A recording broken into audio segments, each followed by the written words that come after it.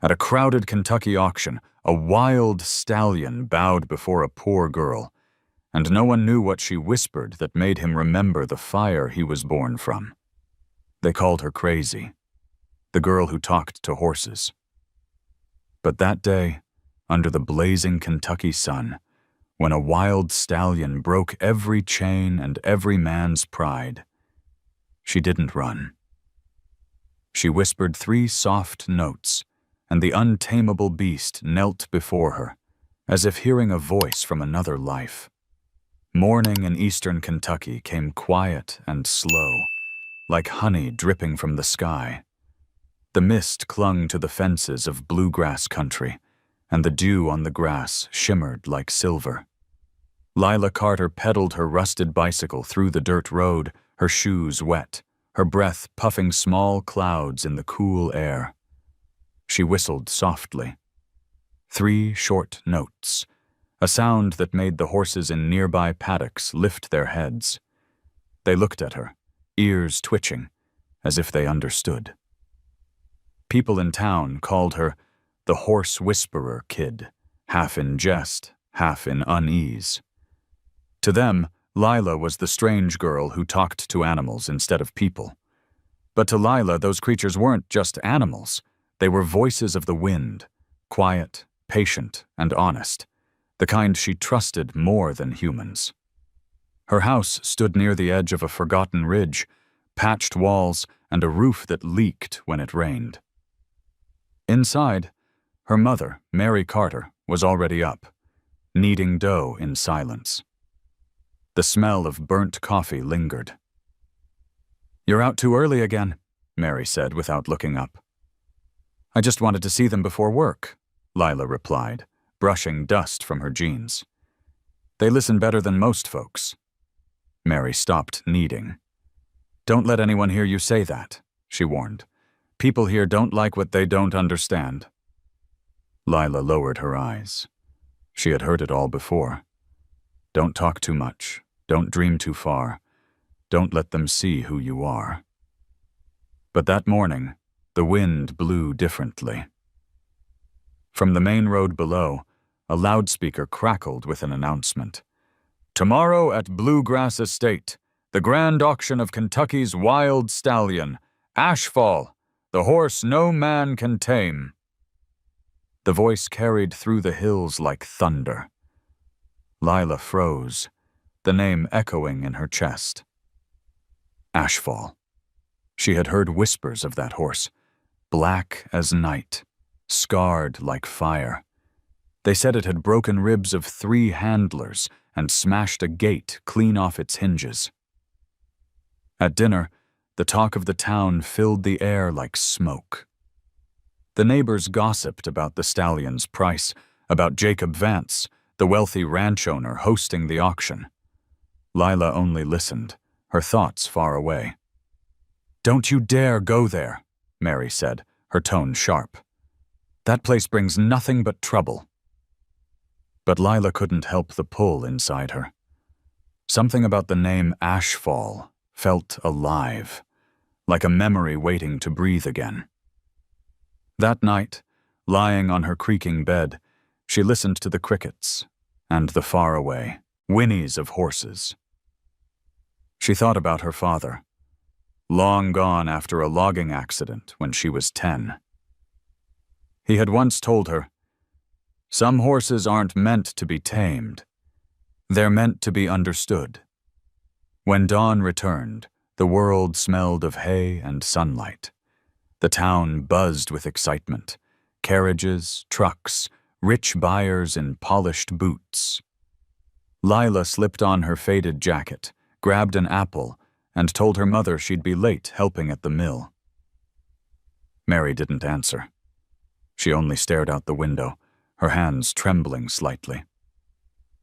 By the time Lila reached the auction ground, the crowd had gathered thick around the wooden pen.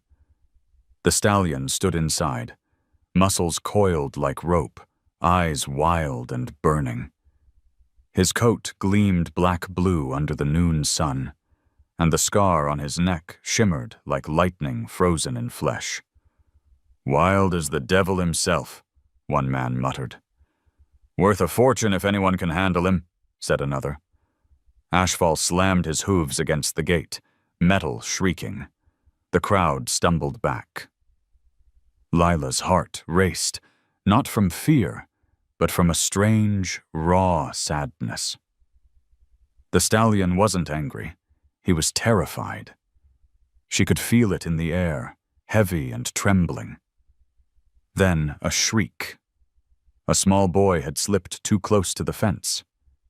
Ashfall reared up, hooves slicing the air. People screamed.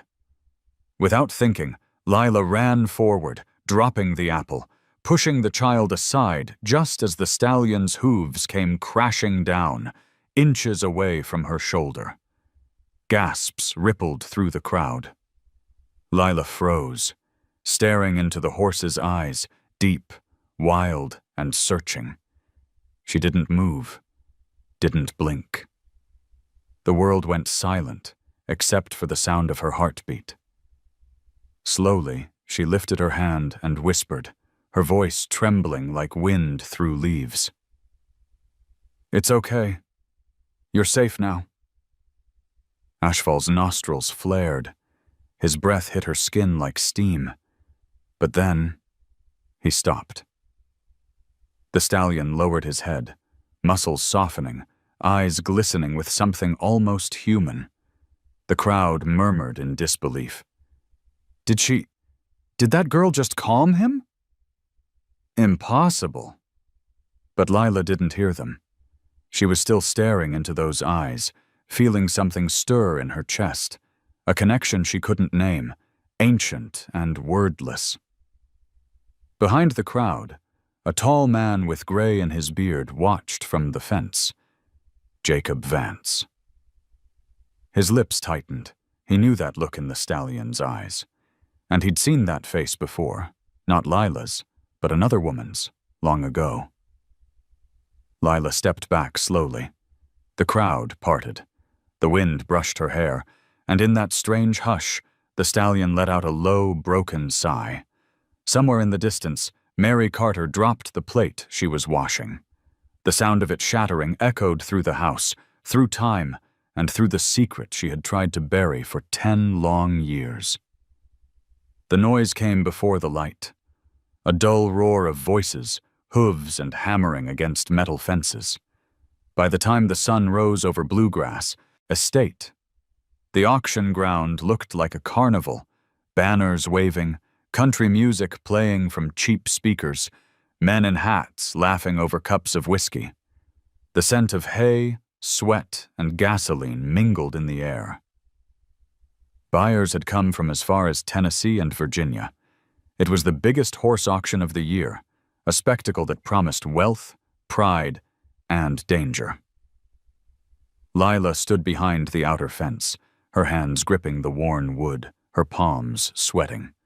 The bruise on her shoulder from yesterday still ached where Ashfall's hooves had struck near. But she didn't care. She had barely slept all night, the image of the black stallion haunting her dreams, eyes deep as storm clouds, trembling yet unbroken. Mary had begged her to stay home. "You've done enough," she said. "Let it be." But Lila couldn't. Something about the horse's gaze had reached into her, like an echo from somewhere before she was born. Inside the ring, men shouted, chains clanged, and Ashfall was led in, his body glistening with sweat, though the day had barely begun. 4 handlers struggled to keep him steady, ropes biting into their palms. The crowd leaned forward, hungry for chaos. "Here he is, folks, the wild stallion of Kentucky, Ashfall," the auctioneer boomed into the microphone. "A pure-blood descendant of the legendary Flameheart. Starting bid, 5,000. The name hit Lila like a stone. Flameheart. She had heard that word once, whispered by her mother in her sleep, a name followed by tears. Ashfall reared again, eyes rolling white. The rope snapped. One handler fell hard. The crowd gasped, some laughing nervously. Cameras flashed, boots shuffled back. "He's out of control!" someone shouted. But Jacob Vance, standing near the gate in a crisp gray suit, didn't flinch. His eyes stayed on the stallion with a look of strange recognition, as though the creature's fury mirrored something he'd long tried to forget. Lila's heart pounded. Without realizing, she stepped closer to the edge of the ring. The horse's breathing thundered through her chest. Then their eyes met, just like before. For a second, the noise around them vanished. Ashfall's nostrils flared, muscles quivering. The handler raised a whip. "Don't!"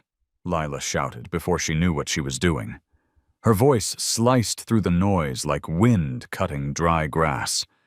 The whip froze midair. People turned, murmuring. "Is that the girl from yesterday?" "Yeah, the one he didn't kill." Jacob's gaze followed the sound, and for the first time, his expression cracked. There she was, the poor girl from the hills, the same wild defiance in her eyes that Mary once had. Lila's breath caught. She could feel Ashfall's panic like static under her skin. She whispered, almost too soft to hear, "It's okay, boy. You don't have to fight them." Something shifted in the stallion's posture, a fraction, a breath. But it was enough. The men, holding the reins, looked confused, his head lowered slightly. Jacob's voice broke the silence. "Get that girl out of here," he ordered, low and cold. Two men moved toward her, but the crowd had already turned restless. Some shouted for her to stay. Others booed, thinking it was all a stunt. Amid the chaos, Ashfall screamed, a deep, guttural sound of anguish, and kicked the gate so hard the metal bent inward. The handlers scattered. Dust rose in a cloud. Lila couldn't see, but she felt the vibration through her shoes. Then, through the haze, she saw Jacob standing frozen, his hand gripping the fence so tight his knuckles whitened. He wasn't watching the horse, he was watching her. Ashfall charged once, twice, then stopped. His chest heaved, sweat darkening his flanks. Slowly, impossibly, he turned toward Lila again. "Lila!" a voice screamed, her mother's. Mary pushed through the crowd, eyes wide with fear. "Get away from there!" But Lila didn't move. She didn't even hear. She took one small step forward, dust swirling around her boots. The stallion lowered his head, one ear twitching toward her as if waiting. "Good boy," she murmured. "You remember me." Then, as if summoned by that single whisper, the stallion bowed his head slightly. A movement so subtle, so deliberate, that the crowd fell completely silent. The auctioneer dropped his microphone. Jacob's throat tightened. It was the same gesture he'd once seen another horse make, 10 years ago, under moonlight, before the flames. Mary's voice trembled as she pulled Lila away. "You don't understand," she whispered fiercely. "That horse should have died in the fire." Lila blinked, confused. "What fire?" But her mother said nothing. She just held her tighter, as if by sheer force she could hold back the past itself. Jacob turned his face away, pretending to speak with one of his men. Yet for the first time in a decade, his pulse wouldn't steady. The way the horse bowed, it was like seeing a ghost come home. As the crowd dispersed, murmuring stories of the poor girl who tamed the beast, Lila glanced back one last time. Ashfall stood quiet, eyes glinting like smoke over embers. Somewhere deep inside her, she felt the same heat, the same spark that made her believe she hadn't met this creature by chance. And as Mary led her away from the dust and noise, the stallion let out a long, low whinny, a sound that didn't feel angry anymore, but aching. That night, as the wind swept over the hills, Lila could still hear that sound echoing in her dreams, the cry of something wild remembering love. The morning after the auction, the town was still buzzing with talk of the miracle girl. Coffee shops whispered her name, and old men in cowboy hats argued over whether it was luck or something else. But for Lila, it didn't feel like a miracle. It felt like a secret she wasn't supposed to uncover, one that now pulsed in her chest every time she closed her eyes. She spent the day helping her mother hang laundry under the soft Kentucky sun. The wind lifted the sheets, brushing her face with a clean, warm scent. But Mary was quiet, quieter than usual. Her hands trembled slightly as she pinned a sheet to the line. "Ma," Lila said finally, her voice small. "What did you mean yesterday about the fire?" Mary froze, the clothespin slipping from her fingers. "I said nothing of the sort," she replied, too quickly. "You did," Lila pressed. "You said that Horse should have died. Why would you say that?" Mary's eyes darkened. "Some things don't need to be dug up, Lila. Let the past lie where it fell." Lila looked away, jaw tight. The wind tugged at her hair, carrying faint echoes from the auction ground. The crowd's gasp, the sound of the stallion's low, broken whinny. Ashfall. The name still burned through her like heat under skin.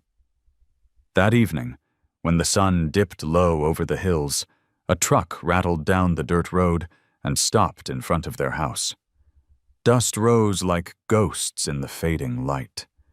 Jacob Vance stepped out, his hat shadowing his face.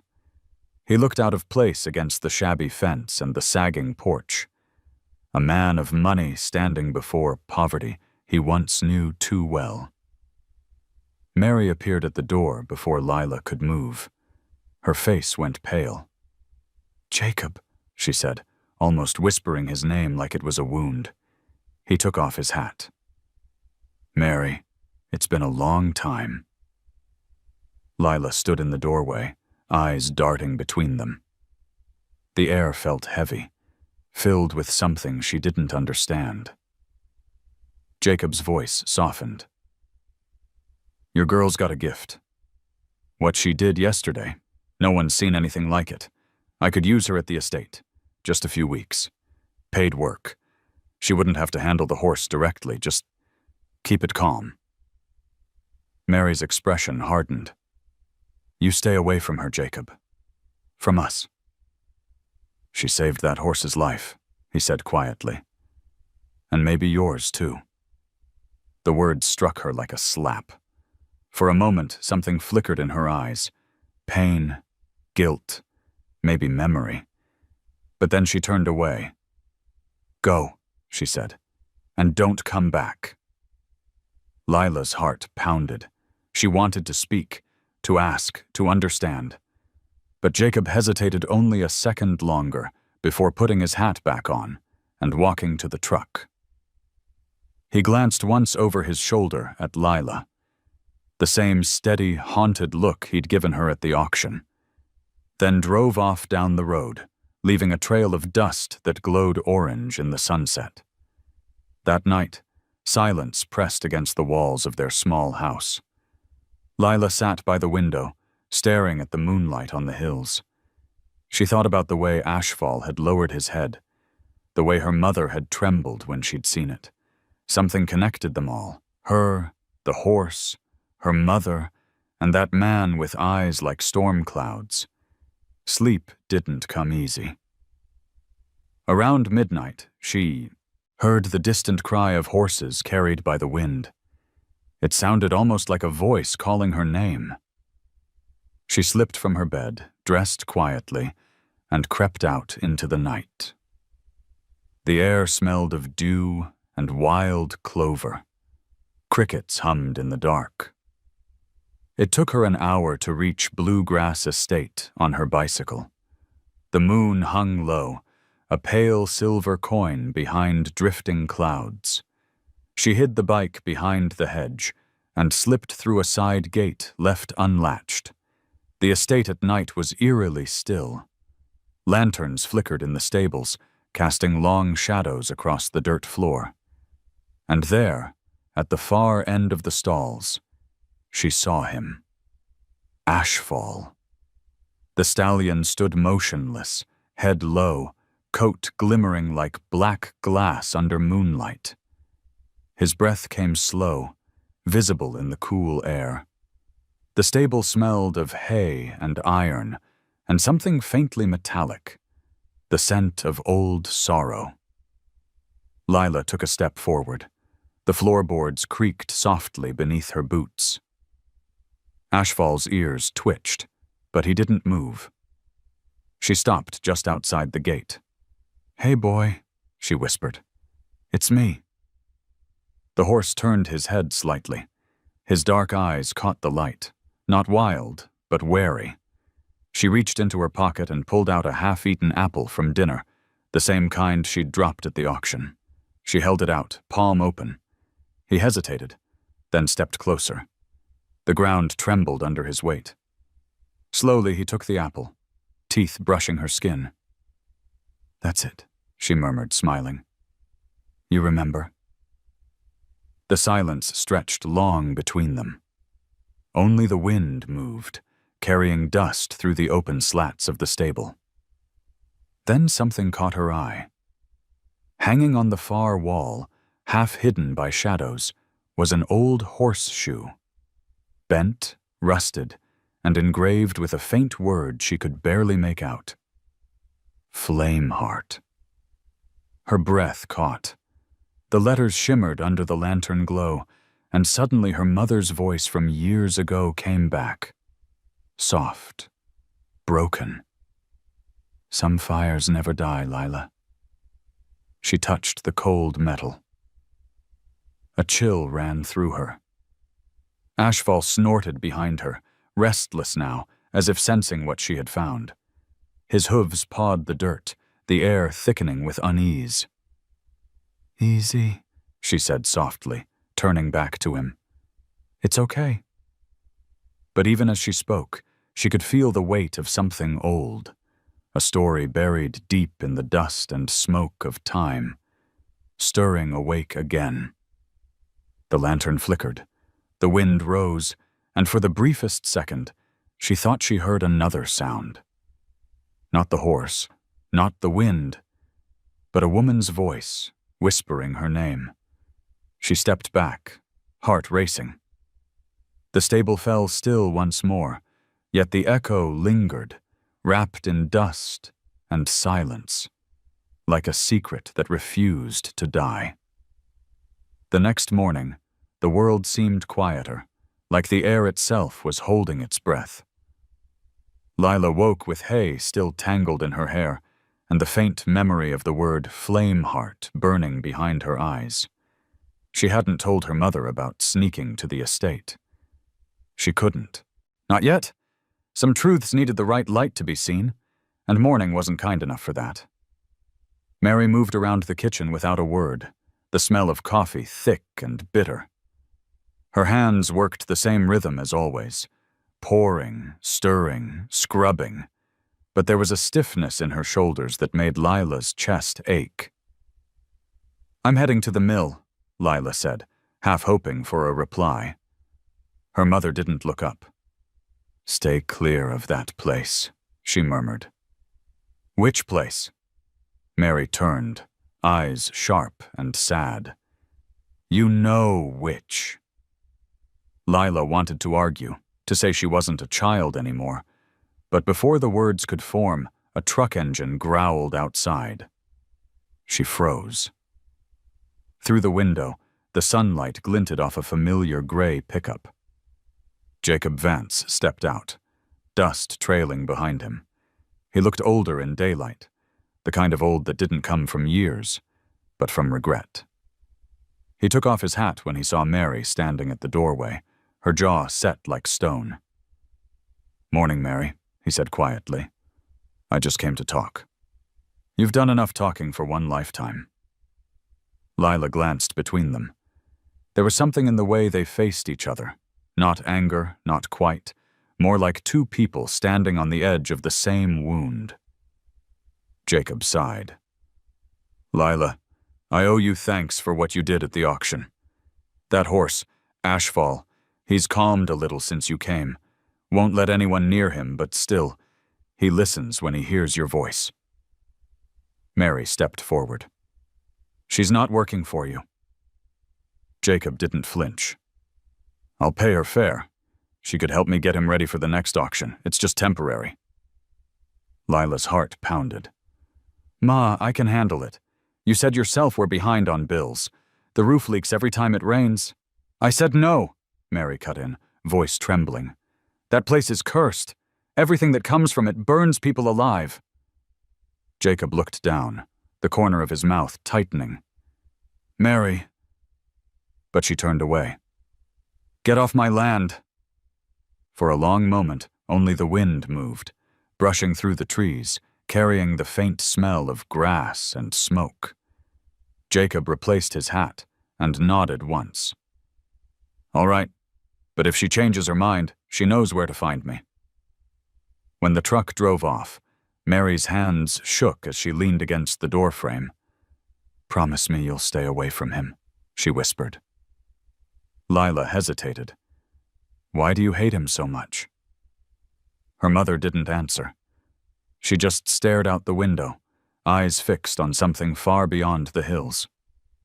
"Because he took everything that ever mattered," she said at last. That night, the storm rolled in without warning, thunder crawling over the sky, rain slashing against the roof like handfuls of nails. Lila lay awake, staring at the ceiling, her mother's words echoing in her mind. Cursed, burned alive. But the sound that kept her up wasn't thunder.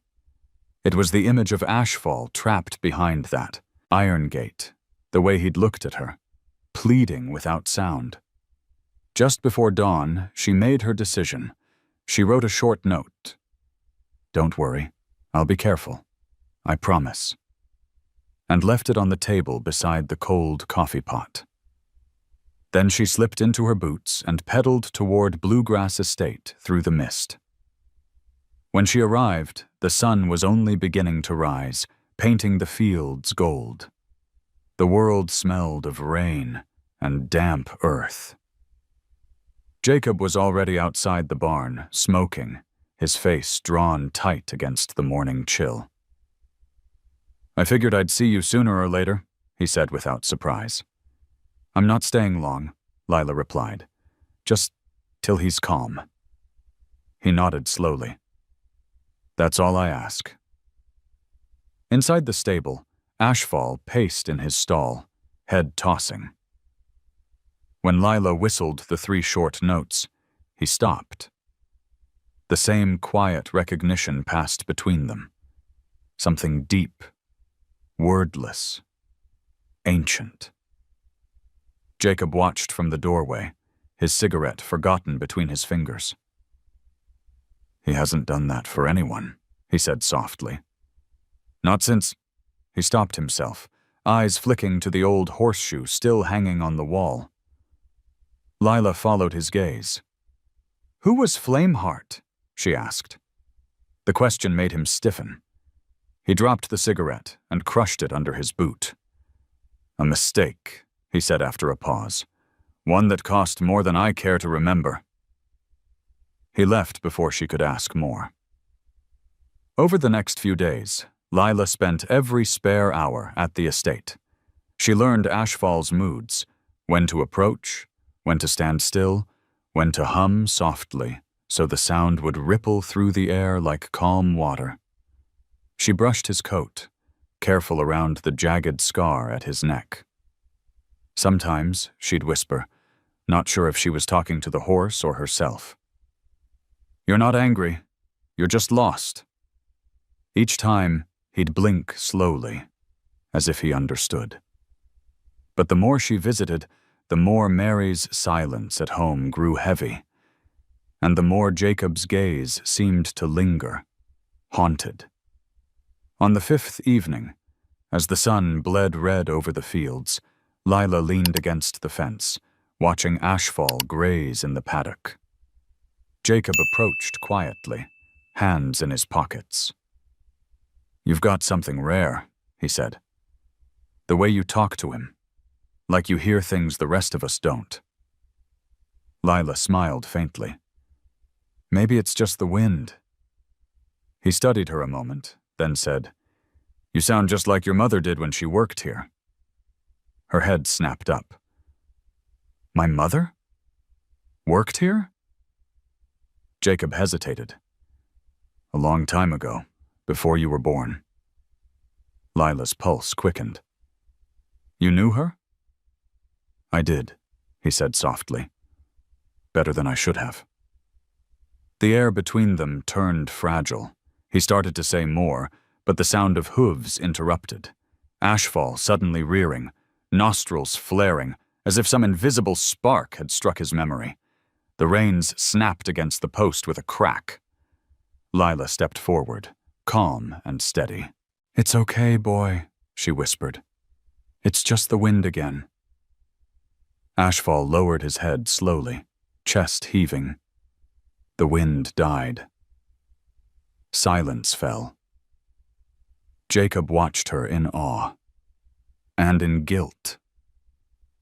That night, as she rode home through the twilight, Lila realized something had shifted. The world hadn't changed, not really, but she had.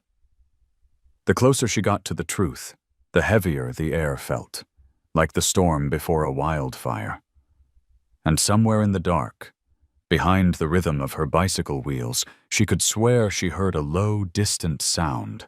Not thunder this time, but a faint whinny carried by the wind, calling her back to the place she should never have gone. The rain came slow that morning, steady as breath. Lila sat on the edge of the stall, watching drops fall through a crack in the roof and disappear into the hay. Ashfall stood close, his breath warm in the cool air, the faint smell of sweat and cedar filling the barn. She had learned to read his silence now. The flick of an ear, the tremor along his flank, the pause before he exhaled. It wasn't training. It was listening. Jacob had gone into town early, leaving her alone in the stable. She didn't mind. The quiet suited her. Sometimes she hummed a tune her father used to whistle, 3 notes that rose and fell like wind between trees. Ashfall's ears would twitch, and he'd lift his head, eyes softening, as if recognizing a song from a dream. When she brushed his coat, her fingers brushed across the scar on his neck, the lightning-shaped mark that shimmered faintly when light hit it. She wondered how it had formed. It didn't look like a wound from a whip. It looked like something burned him long ago. At the far end of the barn, a creak broke her thoughts. The old stable hand, Earl, stepped in, his boots leaving small puddles of rainwater. He'd been working there longer than anyone could remember, his face wrinkled like cracked leather, his hands gnarled, but sure. "You're the girl with the wind voice," he said with a grin missing 3 teeth. "Jacob's been talking about you. Says that horse don't throw a fit when you're near." Lila smiled politely. "He just listens better than most people." Earl chuckled, the sound deep and rough. "Ain't that the truth?" He walked toward the workbench, rummaging through a pile of old tack and tools. "Funny thing, though," he added. "That stallion. I've seen him before. Not him exactly, but one that looked damn near the same." Lila's pulse quickened. "When?" He pulled something from under a dusty tarp, a rusted iron horseshoe. Its edge was scorched black, and faint letters were carved along its curve. She stepped closer and squinted. "Flame Heart." Her chest tightened. "Where did you get this?" Earl's smile faded. "From the old stables, the ones that burned down years ago. Jacob said to toss what was left, but I kept this one. Don't rightly know why." He turned it in his hand, the light catching its rough surface. "Horse it belonged to was the best I ever seen. Fast, loyal, beautiful. They said the fire took it, and one of the handlers, too." "Handler?" Lila whispered. "Some woman," Earl said. "Worked for Jacob back then. Sweet, quiet thing. Shame what happened." He shook his head, then shrugged and set the shoe back down. "Anyway, don't let that story spook you. Every place got its ghosts." He left with a nod, the door creaking shut behind him. Lila stared at the horseshoe. The rain on the roof grew heavier, sounding like whispers. She reached out and picked it up. The metal was cold, rough, and heavier than she expected. "Flameheart," she said under her breath. The name felt strange on her tongue, like something that had been waiting to be spoken again. Ashfall lifted his head and gave a low snort. His eyes locked on the shoe, and he stomped once, tail flicking sharply. "It's okay," she said softly. "It's just—" But before she could finish, Ashfall let out a short, sharp cry and slammed his hoof against the stall gate. The sound echoed through the barn, vibrating in her chest. She dropped the shoe, heart racing. "What is it, boy?" He pawed the ground, eyes wide, muscles tense. For a moment she thought he was going to rear, but instead he backed into the far corner, breathing hard. Then, stillness. Only his ears moved, twitching toward the old, burned section of the barn wall. Lila followed his gaze. In the dim light, she noticed something she'd never seen before. Faint black marks on the wood, old scorch lines half hidden by dust. Her fingers brushed over them, and a piece of charred timber crumbled away, revealing a nail still embedded there, and beside it, a scrap of metal melted into the grain. The shape was familiar. It matched the iron horseshoe in her hand. Her throat tightened. "You were there, weren't you?" she whispered. Ashfall exhaled hard, the sound low and deep, like a sigh from a place that still hurt. The door banged open. Jacob stood there, rain dripping from his coat. His eyes went to the horseshoe on the floor, then to her. "Where did you get that?" His voice was sharp, but beneath it, fear. "Earl showed me," Lila said carefully. "He said it came from the fire. The horse's name was Flameheart." Jacob stepped forward, his boots echoing on the wood. "Put it down." She frowned. "Why? What are you so afraid of?" "I said put it down," he barked, the force in his voice startling both her and the horse. Ashfall lunged forward, slamming into the gate. The metal groaned under his weight. Jacob backed up, hand instinctively raised as if to shield himself. "Stop!" Lila shouted. "You're scaring him!" The tension hung heavy in the air. Then, slowly, Jacob lowered his hand.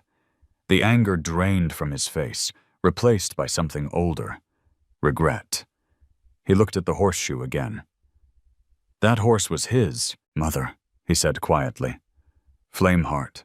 She died in that fire." Lila's breath caught. "His mother?"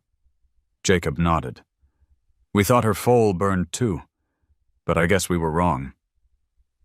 His voice broke slightly. "Your mother was there that night, Lila. She tried to save them both." The words struck like lightning. "My mother?" "She was my best trainer," he continued, his tone almost a whisper now. She was more than that. I told her to leave the barn, but she went back for the colt. She saved it, and vanished after. I never saw her again." Lila's world tilted.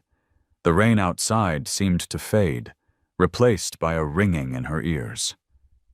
Pieces began to fall into place, the fear in her mother's eyes, the silence whenever she mentioned the past, the way she'd said that Horse should have died in the fire. Ashfall let out a soft sound, not a cry, but a mournful hum that filled the space between them. Jacob turned to the stall, eyes glistening. He's all that's left of her work, of what we lost. Lila looked down at the iron shoe lying between them, a relic of love, guilt, and survival. She bent to pick it up, wiping away the grime until the name shone faintly again. Flame Heart. Maybe the past wasn't done with any of them. Jacob broke the silence. "Don't tell her I told you," he said. "Not yet. She's lived with ghosts long enough." Lila nodded slowly, fingers tight around the horseshoe. But as Jacob turned to leave, she whispered under her breath, "Maybe it's time the ghosts spoke for themselves." Outside, the rain stopped. The last drop slid down the barn's roof and fell into the dust, leaving a dark mark that spread and vanished, like the memory of fire finally cooling to ash. The next morning dawned clear and golden after the long night of rain. Mist hung low over the meadows, rolling gently through the white fences like the breath of sleeping giants. Lila stood by the barn door, the old horseshoe in her hand, its iron warmed slightly by the rising sun. She hadn't slept. Jacob's words still echoed in her mind. Your mother was there that night. She saved the colt. She could almost see it. The fire, the smoke, the chaos. Her mother running through the flames, that same quiet courage Lila had always sensed, but never understood. It made her heart ache with pride and confusion all at once. Inside the stall, Ashfall shifted restlessly. When she approached, he lowered his head, nostrils flaring softly against her palm. "You remember her, don't you?" she whispered. "You remember my mother?" The horse blinked slowly, his ears turning toward her voice. For the first time, she noticed a tiny patch of lighter hair beneath his mane, like a faint thumbprint of white against the darkness. It looked almost like smoke frozen in time. Jacob appeared at the barn entrance, his face drawn from lack of sleep. "You're early," he said, though there was no reproach in his tone. "Couldn't stay away," she replied, placing the horseshoe carefully on a beam. "He gets restless when I'm gone." Jacob nodded slowly. "So did she," he murmured, almost to himself. They worked in silence for a while, she brushing the horse, he fixing a broken latch. Occasionally, their eyes met, and Lila saw something changing in him. The sharpness that once defined him had softened. Guilt was giving way to something closer to humility. When the chores were done, Lila walked Ashfall out to the open pasture for the first time. The grass was slick from dew, glistening under the late morning sun. Birds flitted from post to post, their wings flashing silver. The world smelled of wet soil and new beginnings. Jacob leaned against the fence, arms crossed. "You sure he's ready for that?" Lila smiled faintly. "Sometimes you have to let the wild remember what freedom feels like." Ashfall trotted forward, hesitant at first, then faster as his muscles loosened. The ground thundered beneath his hooves. The sound rolled through the valley, deep and alive. Lila laughed, a sound so pure and unexpected that Jacob found himself smiling too. She cupped her hands around her mouth and let out a soft whistle. 3 notes, bright and light, the same rhythm she'd learned as a child. The stallion slowed, turned his head, and came trotting back toward her. His mane caught the sunlight, turning it to liquid gold. Jacob's eyes widened. That tune, he said quietly. Mary used to whistle that to Flameheart, every morning. Lila froze. The melody still lingered in the air, weaving through the sound of rustling grass. She used to. He nodded. It meant safe now. At least that's what she said. Lila swallowed hard. Suddenly, the song she thought she'd made up as a child wasn't hers at all. It was her mother's voice living through her. A thread of memory passed down, carried by wind and instinct. As the day wore on, she stayed by the fence, watching ashfall graze. The sky above stretched endlessly blue, clouds drifting slow as thought. There was peace here, fragile but real, and she wanted to hold on to it. Around noon, a truck rumbled up the dirt road. Lila shaded her eyes as it approached, but her heart sank when she recognized the shape of the driver. Mary. Her mother climbed out, her face pale under the sun, eyes sharp with fear. "Get away from that horse," she called, voice shaking. Jacob straightened immediately. "Mary," but she ignored him, walking past with a kind of quiet fury only a mother could carry. She reached Lila and grabbed her arm. "Didn't I tell you to stay away from here?" "Ma, listen to me." "No," Mary's voice cracked. "You don't understand. That horse is a curse. Everything this place touches turns to ash." Lila pulled free. "He's not a curse. He's a survivor. Like you." Mary's breath hitched.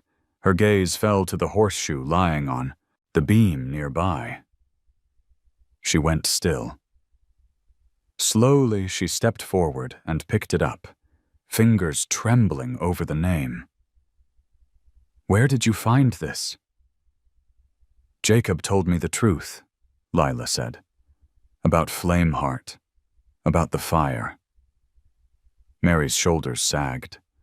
The silence stretched between them, thick as summer air. "I didn't want you to know," she whispered. "You were just a baby. I thought if I left that life behind, the pain would stay buried." Jacob took a hesitant step closer. "Mary, she deserves to know." Mary looked at him, eyes full of grief. "You don't get to decide what she deserves. You already took too much from us." Lila stood between them, torn between anger and love. The wind picked up, rippling through the grass.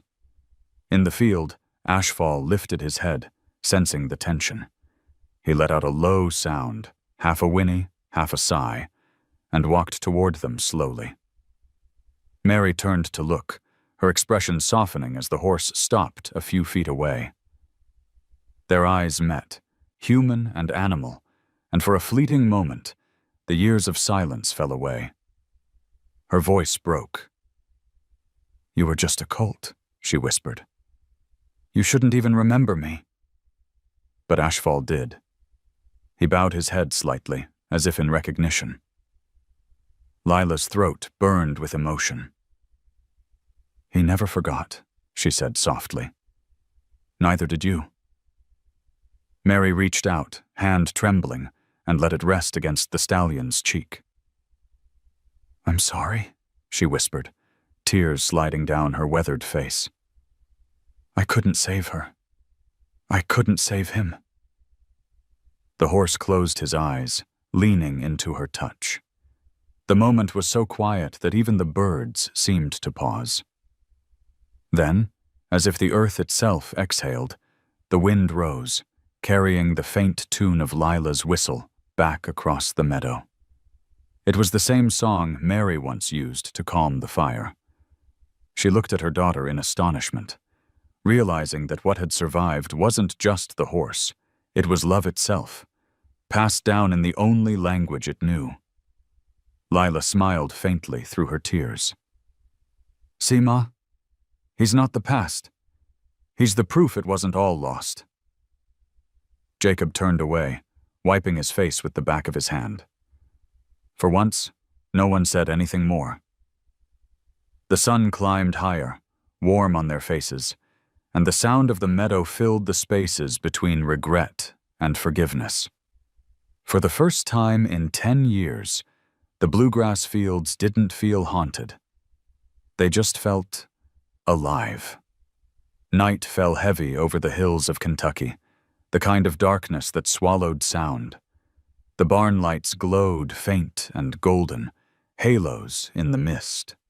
Lila stayed long after her mother and Jacob had gone inside, leaning against the wooden post, watching Ashfall sleep standing up. Head lowered, body swaying slightly, like he was still listening to the rhythm of her whistle even in dreams. She traced her fingers over the old horseshoe hanging by the stall, the one with the word "Flame Heart" carved faintly into its curve. The iron was cold, but she could almost feel warmth pulsing beneath it, a heartbeat from another time. Inside the house, voices rose, muffled but sharp. Mary and Jacob were arguing. Again. Lila couldn't make out words, but she knew the sound of blame when she heard it.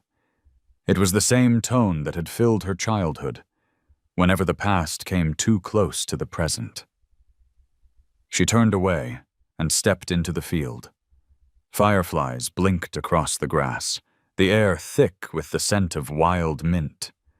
From here, the estate looked peaceful, but she knew peace was only skin deep. Underneath lay years of secrets, scorched and buried, like coal still smoldering underground. The barn door creaked open behind her. Mary stepped out, her shawl wrapped tight. Her eyes, tired and glistening, found her daughter's silhouette in the moonlight. "You shouldn't stay out alone." "I'm not alone," Lila said softly. Mary's gaze followed hers toward Ashfall's dark shape in the stall. She hesitated, then walked closer, her steps careful on the damp earth. "You shouldn't get too close," she whispered. "He's part of that fire, Lila. He remembers things you don't want to know." Lila turned to face her. "You think I'm afraid of remembering?" Mary's lips trembled. "You should be. Remembering hurts." For a moment, they stood silent, the wind rustling through the fence rails. Then Mary sighed, her shoulders slumping as if she'd been carrying 10 years of weight she could no longer bear. "I saw it again tonight," she said quietly. "The fire. The way it started. The way it ended." Lila waited. She knew better than to interrupt. "I thought it was an accident," Mary continued. "But it wasn't. Jacob had been warned that the lamps were leaking oil, that the barn was too dry. He said he'd fix it after the race. But he didn't. I told him not to light that lantern." She paused, swallowing hard. "And when the flames caught, I heard Flameheart screaming." Her voice cracked, and Lila felt her throat tighten. "I went back for the foal," Mary whispered. "Everyone told me not to. I wrapped it in a blanket, but the smoke was too thick. I don't even remember getting out.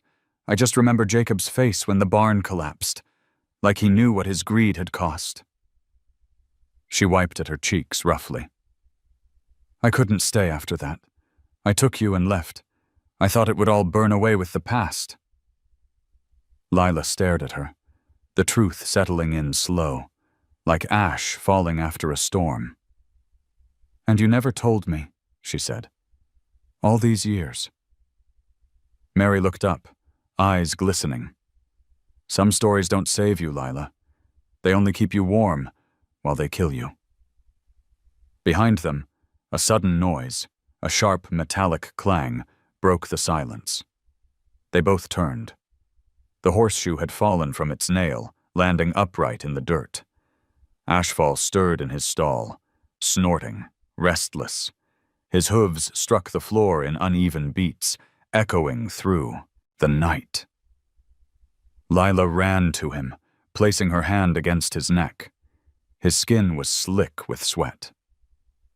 "It's okay," she whispered. "You're safe." But his eyes were wide, the whites flashing in the dim light. He tossed his head, and she could feel his muscles trembling. Something unseen had spooked him. Something more than the dark. Mary took a step closer. "He remembers," she said softly. "They always do." Jacob appeared at the doorway, drawn by the commotion. "What's happening?" "The past," Mary said bitterly. "It's waking up." A low rumble of thunder rolled over the hills, distant, but enough to send Ashfall pacing. Lila stayed beside him, whispering, humming, using the song of the meadow to calm him. Slowly, his breathing eased. When she looked up, Jacob was staring at the fallen horseshoe. His face had gone pale. "That nail," he murmured. "It was driven into the beam of the old barn. I moved it here after the fire." Mary's eyes darkened. "To remember what you did?" Jacob shook his head. "To remind me what I lost." He walked closer, kneeling to pick up the horseshoe. "Flameheart wasn't just a horse, Mary. She was hope. And when she burned, something inside me burned too." The rain began again, light but steady. It hissed softly on the tin roof, like whispers between ghosts. Lila looked between them, her mother's trembling hands, Jacob's hollow eyes, the scarred horse pressing close to her shoulder. For the first time, she saw them all not as victims or culprits, but as people trapped by the same memory. She took a deep breath. "Then maybe it's time we stop letting that fire own us," she said. "Maybe it's time to start over."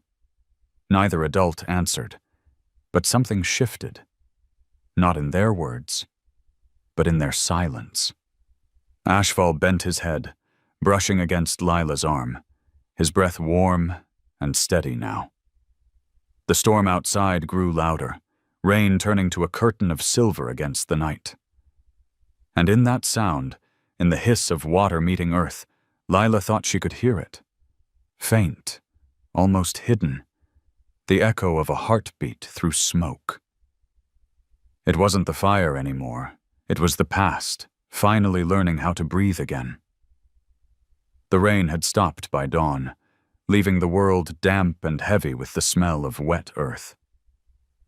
Fog crept low across the fields like smoke searching for what it had lost. Lila stood in the doorway of the barn, her fingers brushing the wooden frame still darkened from the storm. The old horseshoe now hung again where it belonged, but something in her knew the peace wouldn't last. Ashfall grazed quietly in the paddock, his breath curling in thin clouds. The scar along his neck caught the light, pale silver against the black, a reminder that fire doesn't always kill. Sometimes it brands, marks, and stays. Inside the house, voices murmured, Mary and Jacob again, though softer now. Guilt had burned most of the anger out of them. Lila didn't eavesdrop this time. The truth was already known, and knowing it hadn't given her comfort, only responsibility. She fed Ashfall an apple, feeling the warmth of his muzzle against her palm. "They're still fighting ghosts," she whispered. "But maybe we can show them how to stop." Jacob appeared not long after, coat slung over one shoulder, face lined from a sleepless night. "He's calmer when you're around," he said quietly. "But the buyers won't wait much longer. The next auction's in 3 weeks." Lila froze. "You're not selling him." Jacob's eyes flicked away. "You don't understand." "I understand perfectly," she interrupted. "You made this mess 10 years ago, and now you want to sell what's left of it to make it go away." He winced. "You think I haven't tried to make things right? You think the debts vanished after that fire?" "I lost everything, Lila. Everything except this land. And even that's bleeding money." She stared at him, trying to find the man her mother must have once loved. "Then let me help," she said. "Not by selling him, but by healing him, by showing people he's not a monster." Jacob shook his head. "You don't get it. No one wants a broken horse?" Lila's voice hardened. "Then they'll learn." She turned and walked out before he could stop her, heart pounding like hooves in her chest. That afternoon, Mary found her in the meadow, leading Ashfall through the tall grass. The sky had cleared to a soft blue, sunlight dripping like honey through the clouds. Lila wasn't trying to train him anymore. She was teaching him to remember trust. Each time he flinched, she'd pause, hum the 3-note whistle, and wait. Slowly, his steps grew steadier. Mary stood by the fence, watching. "You're doing what I never could," she said softly. Lila smiled without turning. "You saved him once. I'm just finishing what you started." Her mother's eyes shimmered. "And who's going to save you?" Before Lila could answer, a shout came from across the field. Earl, the old stable hand, was running toward them, waving his hat. "Jacob! Fire!" The word hit like thunder. Lila's heart stopped. She turned. Smoke was rising from the far end of the property, thick and black, curling above the tree line. They ran. Jacob came barreling from the house, shouting orders, his voice raw. One of the small storage sheds had caught. Lightning must have struck a wire. Flames licked through the dry wood, crackling fast. "Get the water pump!" he yelled. Earl sprinted toward the well, but the wind shifted, carrying sparks toward the barn. The same barn that held everything left of the past. Lila didn't think. She dropped the lead rope and sprinted for it. "Lila!" Mary screamed behind her. The smell of smoke clawed at her throat as she reached the doors. Inside, Ashfall neighed in panic, hooves pounding against the stall walls. The smoke thickened, fast, heat blooming through the air like breath from hell. "It's okay, boy," she coughed. "We've been here before, haven't we?" He reared, eyes wide with terror. She whistled, 3 notes, but her voice was shaking. The second note cracked, the third barely came. She tried again, louder, clearer, cutting through the roar of fire. This time, Ashfall froze. The muscles in his neck trembled, then eased. He stepped toward her, slow, hesitant. "That's it," she whispered. "Come on." She grabbed the halter, leading him through the smoke. Embers swirled like fireflies gone mad. The doorway blurred, a rectangle of blinding orange and gray. Her lungs burned. Behind her, the roof creaked, a warning groan. Jacob burst in through the side door, coughing hard. "Lila, get out!" "Take him!" she shouted. He caught the rope, pulling the stallion toward the open air. Ashfall fought once, then lunged forward, dragging both of them out into the light. The moment they cleared the door, part of the roof collapsed behind them. Sparks flew like fireworks. Jacob threw his arms over Lila, shielding her from the blast of heat. For a long moment, there was nothing but sound, fire, wind, shouting. Then silence. When Lila opened her eyes, she saw Ashfall standing in the field, wild and unhurt, his body slick with sweat but alive. Jacob's shirt was scorched, his face streaked with soot. Mary ran toward them, sobbing, clutching Lila's shoulders. "It's over," she said. You're safe." But as Lila turned to look back at the burning barn, she knew it wasn't over. The fire was smaller now, dying, yet the smell, that thick, bitter smoke, felt achingly familiar. Ashfall lifted his head, watching the flames die. His breath came slow and deep, no longer frightened.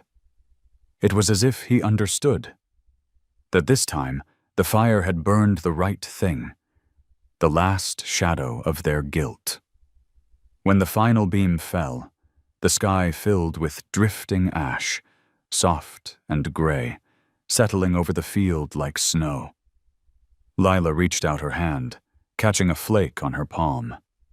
It melted instantly, leaving a small, dark mark. Jacob looked at her, his voice low. "Guess we both needed one more fire to end the first." Lila nodded, eyes glistening. Some things have to burn twice before they're gone. Ashfall snorted gently, nudging her shoulder, and she laughed through the ache in her throat. The meadow stretched wide before them, untouched, green, endless.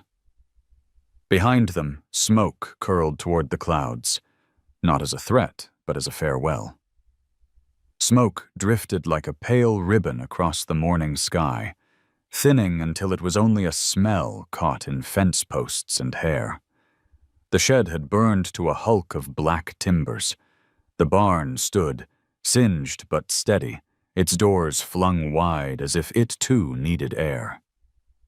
By noon, the world had returned to the quiet business of living.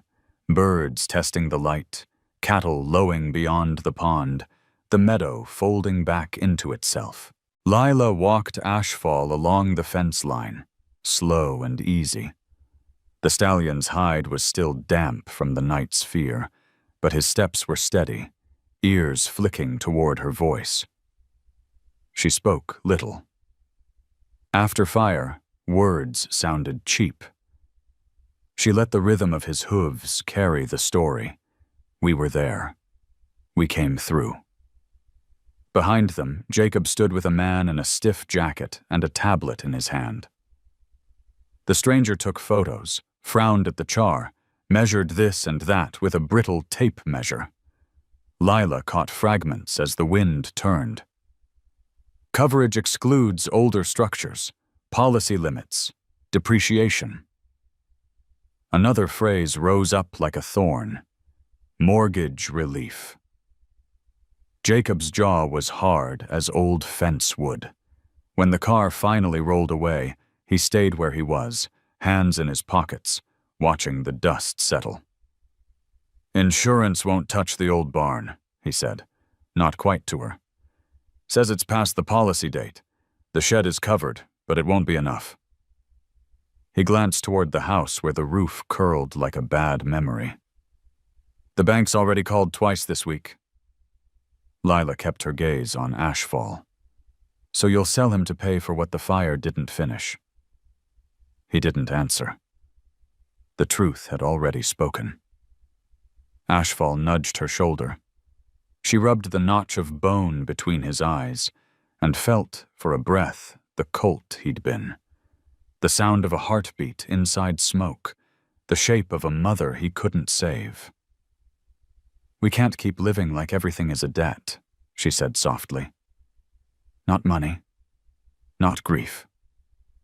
Evening gathered the hills into purple folds. Mary brought 2 mugs of coffee to the porch and set one beside Lila. It tasted scorched. It tasted real. They didn't talk about the insurance adjuster or the attorney Mary had once spoken to and never called back, or the tight rope of numbers Jacob hid in his ledger like a private sin. In this part of the country, things were endured, not explained. "What if he goes back to the auction?" Lila asked at last. Mary didn't look at her. "Then the world will watch a wild heart be weighed on a scale." "He won't survive another pen," Lila whispered. "Not like the last time." Mary's hand found her daughter's without searching. People only hear you when you're not afraid. She paused, the memory of a fire running beneath her voice. Horses, too. Night eased down. Crickets took over the speaking. After a while, Lila stood. I'm going to the meadow. She found the low place where the fence opened to a sloping field, the grass slick with fallen dew and moonlight. Ashfall followed of his own will, a shadow stitched to her shadow. No halter, no rope, only breath. There, under a sky so clear it hummed, she faced him. I can't carry you through tomorrow, she said. I can't carry Jacob. I can't carry Ma, but I can stand. She touched her chest. And I can let you stand with me. The wind lifted, a quiet thing, not a rescue, not a warning. She closed her eyes and whistled. 3 notes, bare as bone, steady as a promise. The first note rose and held, the second fell clean, the third landed where the heart remembers before the mind agrees. Ashfall stilled. The tremor along his flank flattened, like a pond turned to glass. His ears tilted toward the sound, his head bowed, not the forced bend of submission, but a recognition. A door opening in an old house no one had the key to anymore. Lila walked a circle around him, letting the tune thread their distance like a thin silver wire. No commands, no pretty words, just breath. On her second pass, he stepped into the circle and matched her pace. On the third, he was at her shoulder, a half step behind, the way a heartbeat follows walking. They made a slow figure 8 through the grass. Fireflies stitched brief signatures around their legs. Tomorrow there will be noise, she said, voice barely above the insects. The crowd and the gavel and all the hungry eyes. They'll talk about bloodlines and online banking transfers and how a thing becomes valuable when it belongs to someone rich enough to insure it. She smiled without warmth. But you won't listen to them. You'll listen to the wind. He blew out a breath that shimmered in the cool air. She answered with the 3 notes again, softer this time, and felt rather than saw the shiver pass through him. Not fear, not quite, the body remembering where to place its weight when the world tilts. When they reached the fence, Jacob was there, hat in hand. Mary stood a step behind him, her shawl pulled tight. In their faces she saw the same ache wearing 2 different coats. In him, a ledger of costs. In her, an inventory of losses. I can't promise an outcome, Lila said to both, and to neither. Only a way through. Jacob nodded, the smallest motion. The buyers come early. His voice carried gravel and gratitude. I'll keep their hands off him until the bidding starts. Mary touched Lila's cheek, thumb rough from work. Your voice is steadier than mine ever was. Lila tried to laugh. Maybe I'm too tired to be afraid. Or you finally learned how to hold fear without letting it hold you. They walked back together. At the porch, Mary set out a bowl of oats and molasses.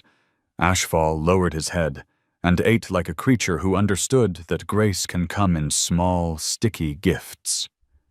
Jacob brought an old wool blanket from a cedar chest and spread it across the railing for morning, as if a little softness could help the day behave. Long after the lights went out, Lila lay awake, listening to the world breathe. Far off, a truck rolled past on the county road. Someone going home, someone leaving it.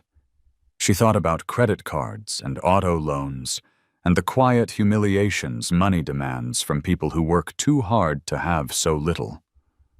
She thought about the first fire, and the second, and the way ash settles in the lines of a hand, like a map you don't remember drawing. Just before sleep found her, wind moved through the window screen and brushed the room with meadow air.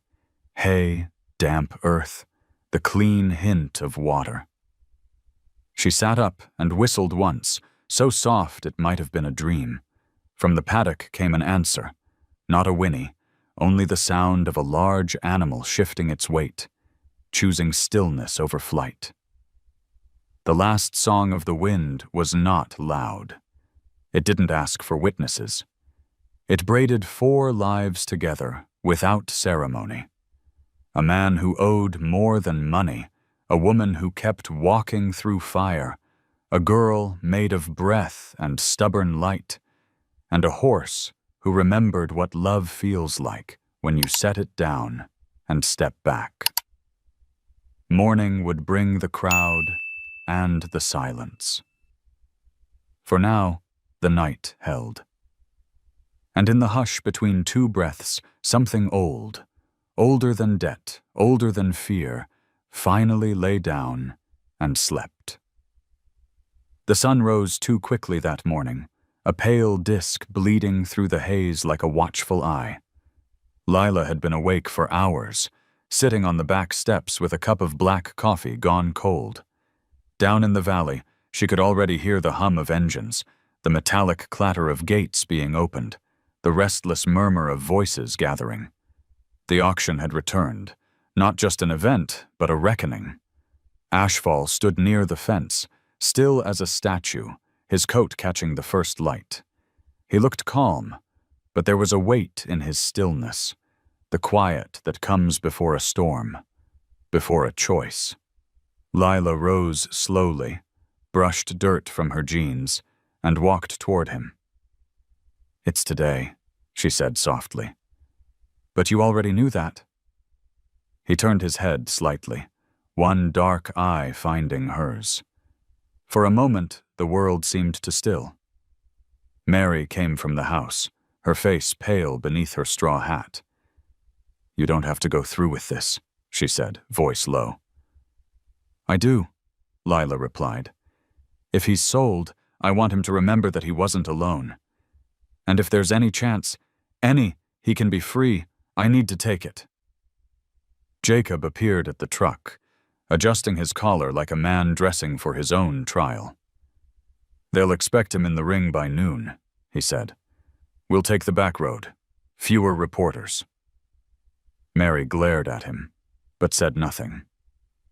Lila climbed into the truck bed beside Ashfall, who was led up carefully, his halter looped loosely.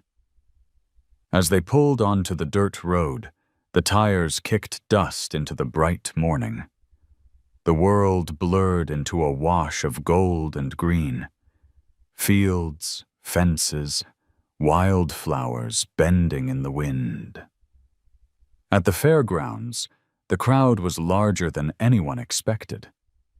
News had traveled fast, the story of the poor girl and the horse who bowed. Local stations were setting up cameras. Drones buzzed like flies overhead. The air buzzed with the sweet and sour smell of funnel cakes, diesel, and anticipation. When Lila stepped down, the noise hit her all at once. Voices, laughter, the hollow echo of metal gates slamming. It wasn't cruelty that filled the air this time. It was hunger. For spectacle, for money, for proof that even wild beauty could be bought. Jacob spoke quietly beside her. "They'll start low to tempt the bids, then let it climb. Don't interrupt until the final call." Lila didn't answer. Her hand brushed Ashfall's neck. She could feel the pulse beneath his skin. Inside the ring, the air was different. Dense, expectant. The auctioneer's voice rolled like thunder. "Ladies and gentlemen, we bring you the Black Stallion of Bluegrass, the untamed heart of Kentucky, starting at 10,000. Applause rippled through the crowd. Flashbulbs burst like sparks. Ashfall threw his head high, muscles tensing, but Lila stepped close, whispering so only he could hear. "Breathe. Just breathe." The first bid came fast, 15,000. Then 20. Then 25. The numbers rose like flames licking higher, each one tightening the rope around her chest.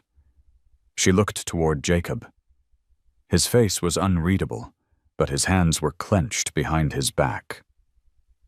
Mary stood farther away, her shawl wrapped tight, lips moving in what looked like prayer. "At 30,000, the auctioneer laughed. "A fine stallion for a fine price. Do I hear 35? Ashfall pawed the ground, ears flicking nervously.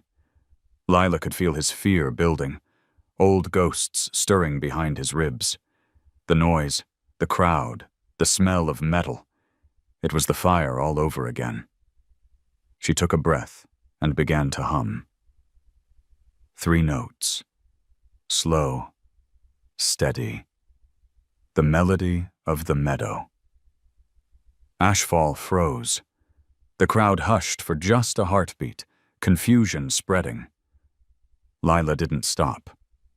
The whistle rose, soft but piercing, and the stallion lowered his head, once, twice, then stepped toward her.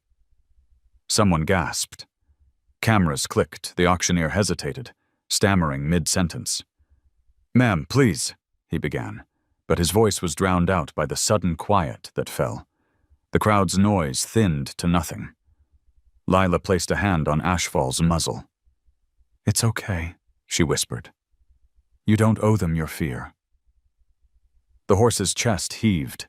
He blinked once, then, slowly, impossibly, bent his front knees, lowering himself until his head touched the dirt. The silence was absolute. Even the wind seemed to hold its breath. Jacob took a step forward, his face breaking open with something between awe and heartbreak. Mary pressed her hands to her mouth.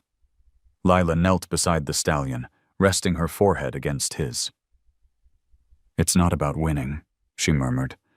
"It's about remembering what love sounds like when it stops being afraid." Then, softly, she said the words that only he could understand. The same ones her mother had once whispered to Flameheart through smoke and tears. "You're home now," the auctioneer's voice cracked when he spoke again. "Ladies and gentlemen, bidding is closed." No one moved. No one cheered. Cameras trembled in people's hands, capturing a silence that felt sacred. Jacob turned away, eyes glistening. "We're not selling him," he said hoarsely. "Not today. Not ever." Lila looked up, meeting her mother's gaze through the crowd. For the first time in years, Mary smiled. Small, fragile, but real. Ashfall rose, slow and graceful, shaking the dust from his mane. He turned his head toward the open gate. Lila didn't stop him. She just watched as he walked through, past the stunned faces, past the ring, into the open field beyond. When the first gust of wind blew, it carried with it a sound. Faint, 3 notes, the song of freedom. And for a moment, everyone heard it. The field behind the auction grounds stretched open, soaked in the color of late afternoon, that strange golden hour when everything looks half real, half memory. Lila walked slowly through the tall grass, the sound of the crowd fading behind her, like a dream slipping away. Ashfall moved beside her, his hooves sinking into the soft earth.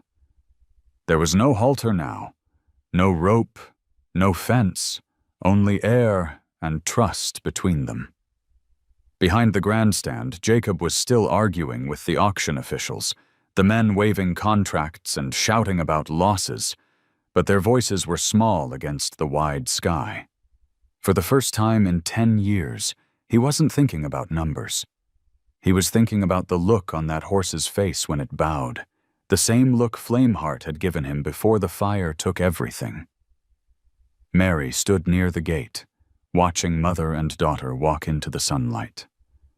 The wind caught her shawl and carried it behind her like a wing. She had dreamed of this once. Not the glory, not the forgiveness, just this simple image, a child and a horse moving as one, without fear. Lila stopped halfway up the hill. She turned to see the crowd still gathered near the ring, cameras pointed in her direction.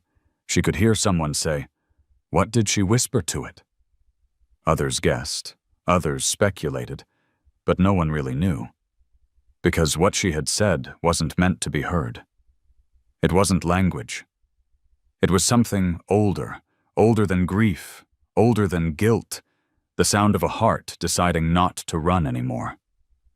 Ashfall lifted his head to the wind. The world smelled clean again. Grass, rain, sunlight on dust. Lila reached up and brushed the white patch on his neck, tracing its lightning shape with her fingertips. "You're free now," she said softly. "Go if you need to." For a long moment, the stallion stood still. Then he stepped forward, one hoof, then another, breaking into a slow gallop that turned to full flight. His mane caught the light like liquid fire. Dust rose behind him, glowing in the dying sun. He ran until he was just a dark silhouette against the horizon, wild again, whole again. Tears blurred her vision, but they weren't sad. They were the kind that come when something broken finally breathes right. She didn't notice Jacob approaching until he was beside her. His shirt was still stained from smoke and sweat, his hat in his hands. "I should have let him go years ago," he said quietly. "You did today," she replied. He nodded, eyes following the distant shape of the horse disappearing into the hills. "Your mother used to say forgiveness isn't something you get. It's something you learn to give." Lila looked at him, and for the first time saw not the man who'd caused the fire, but the man who'd stayed to live with its smoke. "Then maybe it's time we all start learning." They stood there a while longer, letting the sky turn red and then purple. When the wind shifted, it carried the faintest sound. Not quite a whinny, not quite a song. Just 3 soft notes floating over the grass. Mary joined them, her hands tucked into her shawl. She smiled through tears. "Do you hear that?" Lila nodded. "He's saying goodbye." "Or maybe," Mary whispered, "he's saying thank you." As darkness fell, the fairgrounds emptied. The lights dimmed one by one until only the lamplight near the barn remained. Lila, Mary, and Jacob walked back slowly, the silence between them no longer heavy, but full, like the hush after a long prayer. At the truck, a young reporter stopped them, microphone trembling in her hand. "Miss Carter," she asked breathlessly, "what did you say to the horse before he bowed? Everyone wants to know." Lila smiled, her face calm, luminous in the twilight. "I didn't say anything," she replied. "I just listened." The reporter frowned, waiting for more, but there was nothing else to add. Some truths aren't for broadcast. Some are meant to stay in the air, in the dust, in the breath between 2 beings who finally understood each other. When they reached home that night, the world felt different, lighter. Mary lit a small lamp on the porch, its flames steady in the quiet. "You think he'll come back?" she asked. Lila looked out across the hills. "Maybe," she said. "But even if he doesn't, part of him's still here." Jacob lingered by the fence, his hand resting on the rail. "You gave him his freedom," he said. "And you gave us ours too." Lila shook her head. "He gave it to us first." The wind moved through the grass again, carrying the faint scent of ash and clover. Somewhere far off, a horse's cry echoed through the dark. Not frightened, not lonely, just alive. And in that sound, every broken piece of their lives seemed to find its place. The world turned quiet, and for the first time, that quiet felt like peace. A full year passed before the hills turned gold again. Kentucky summers came soft and forgiving that year, the kind that smell like rain and honeysuckle and second chances. The fire scars had faded from the barn wood. Wildflowers pushed through the blackened soil, stubborn as hope. Lila stood at the edge of the pasture, her jeans tucked into mud-smeared boots, the wind threading her hair. She could hear her mother's voice calling from the porch, but she didn't answer right away. She was watching the horizon, the same ridge where Ashfall had disappeared the day of the auction. The grass swayed in waves that shimmered like a lake. He hadn't come back. Not once. But somehow, the farm didn't feel empty. It felt awake. After the auction, the video had gone viral, millions of views across the world. The girl and the horse who bowed. Sponsors had called. Talk shows, too. But Lila refused every offer. She didn't want fame. She wanted stillness. She wanted to build something that wouldn't burn. So, with Jacob's help and Mary's savings, they turned the land into something new, a small rescue for abandoned horses. Nothing grand, just open fields, clean stalls, quiet mornings. People donated what they could. Feed, blankets, time. Jacob sold one of his trucks to buy lumber for fencing. Mary started keeping books again, though she'd smile each time she said, "I never thought I'd be doing this for him again." Every night before bed, Lila walked the pasture, whistling the 3 soft notes. Sometimes an answering echo drifted back, maybe just wind between the trees, maybe more. Either way, it kept her believing. One evening, just as the light began to fade into amber, she heard hooves on the road. Slow at first, then faster. She turned, heart thudding. A dark shape crested the hill, tall, lean, moving like smoke. Ashfall. He was thinner than before, his mane tangled, but his eyes were bright. Behind him trailed 2 smaller horses, one chestnut, one gray. Strays, perhaps. Survivors, definitely. Lila felt her throat close. "You brought them with you," she whispered. "You remembered." She stepped forward. He stopped a few feet away, head high, nostrils flaring. The others hung back, uncertain. She whistled the old song. 3 notes, the melody that had followed them both through fire and silence. Ashfall lowered his head. The chestnut mare moved closer, brushing against him. The gray one followed, trusting his lead. And just like that, the meadow that had once held only ghosts was alive again. Mary appeared behind her, wiping her hands on her apron. "I told you he'd come back," she said softly. Lila turned, eyes glistening. "I wasn't sure he'd remember us." Mary smiled. "Love doesn't forget. It just waits for the right wind." Jacob came down from the house, slower now, his limp more pronounced from years of labor.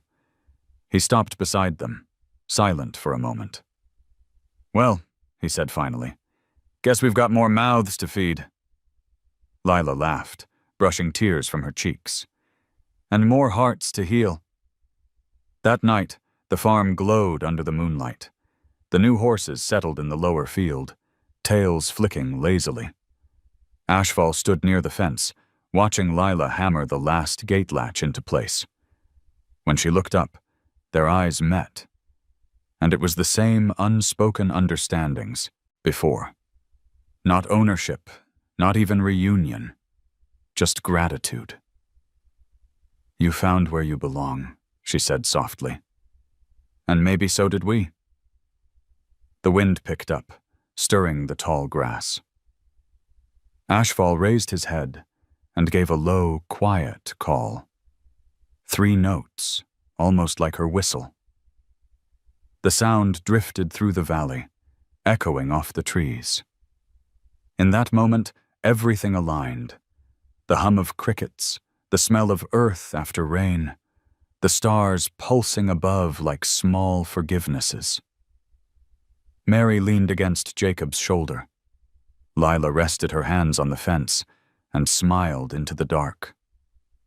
Sometimes healing doesn't look like miracles.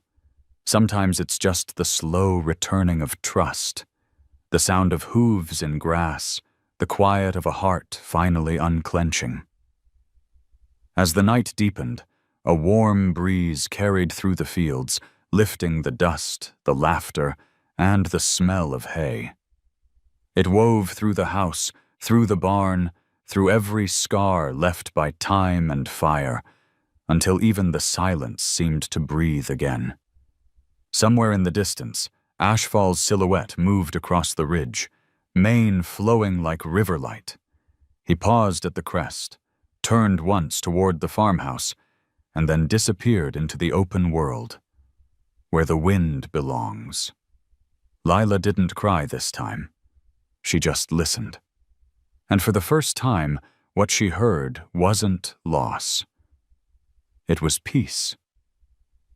The wind hummed its 3 soft notes, and she hummed back, the song of every heart that ever dared to forgive. If this story touched your heart, tell me what you felt when Ashfall bowed. Did it remind you of someone, or something, you once lost but never forgot? Drop your thoughts in the comments, hit that like button, and stay with me for more stories that whisper straight to the soul.